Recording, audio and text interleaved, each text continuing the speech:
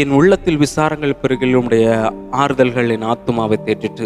தஞ்சாவூரில் கர்த்தருக்காக எழும்பி பிரகாசித்த, கர்த்தருக்காக பக்தி உயராக்கியமா அநேக பாடல்களை பாடி தேவனுடைய நாமம் மகிமைக்கென்று வெளியிட்ட வேதநாயக சாஸ்திரி அவருடைய வாழ்க்கையில 2 நாள் உணவில்லாமல் அவரும் அவருடைய மனைவியும் கொடுக்கப்பட்ட 5 பிள்ளைகளும் 2 நாள் சாப்பாடு இல்லாமல் இருந்திருக்காங்க. அப்போ ஒரு சான்ஸ் கிடச்சி தஞ்சாவூரில் இருக்கிறதார மன்னன் அரண்மனையில் ஒரு பாடலை ஈற்றும்படியாக சாஸ்திரி அவர்கள் அழைக்கப்பட்டாங்க. அந்த இடத்துல அந்த மன்னர் கேட்டுக்கொண்டு அங்கே இருக்கிற சிலையை பார்த்து ஒரு பாடல் பாடு என்று சொல்லி. ஆனால் கர்த்தருக்காகவே வைராக்கியமாக இருந்த அந்த தேவ ஊழியக்காரன், நான் இந்த கல்லையும் மண்ணை குறித்து பாடுவது எப்படி என்று சொல்லி அந்த ஒரு தருணத்தையும் இழந்து திரும்பி வீட்டுக்கு வந்துட்டாரு. பிள்ளைங்களெல்லாம் வெயிட் பண்ணிட்டு இருக்காங்க, அப்பா வரும்போது சாப்பிட ஏதாவது கொண்டு வருவாருன்னு சொல்லி. ஆனால் வேதநாயக சாஸ்திரி வீட்டுக்குள்ளே வரும்போது கையில் ஒன்றுமே இல்லை, கொண்டு போன அந்த தம்பரோட திரும்பி வராங்க.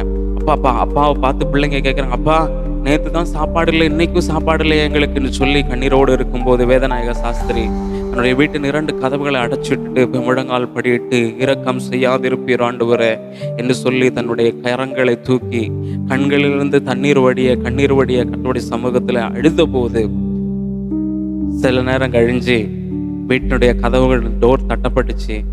அப்போ போய் திறந்தா பார்த்த உடனே ஒரு பெரிய மாட்டு வண்டியில் பிரியாணி, ரசஞ்சோறு, அவியல், பொரியல் அப்படின்னு சொல்லி நிறைய உணவகங்கள் அவருடைய வீட்டிற்கு முன்பாக வைக்கப்பட்ட. என்ன அப்படின்னு கேட்கும்போது, ஒரு கல்யாணம் நடந்துச்சு, அழைக்கப்பட்டவர்கள் அநேகரும் வரல, அதனால என் எஜமான சொன்னார், அங்கே வேதநாயக சாஸ்திரனுடைய குடும்பமும் சாப்பாடு இல்லாமல் இருப்பாங்க, நீங்கள் அவங்களுக்கு கொண்டு போய் கொடுங்க என்று சொன்னாங்களா. அல்லேலூயா! கர்த்தர் எவ்வளவு நல்லவர் தெரியுமா? நீதிமானை ஒரு நாளும் அப்பத்துக்கு கை நீட்ட என் தேவன் சம்மதிக்க மாட்டார். அப்ப வேதநாயக சாஸ்திரி முடிவெடுத்தாரு, நான் மாத்திரமல்ல, என் தலைமுறை தோறும் கர்த்தருக்காக சாட்சியாக வாழணும், என் தலைமுறை தோறும் தேவனுக்காக பாடணும் என்று சொல்லி அவருடைய மகனை அவருடைய ஸ்தானத்தில் அடுத்த ஊழிக்காரனாக அபிஷேகம் பண்ணினார். அப்படி தலைமுறையாக கர்த்தருடைய நாமம் மகிமைப்பட்டார். அவர் பற்றி கொண்டது ஒண்ணு தான், இயேசுவை பற்றி கொண்டாரு.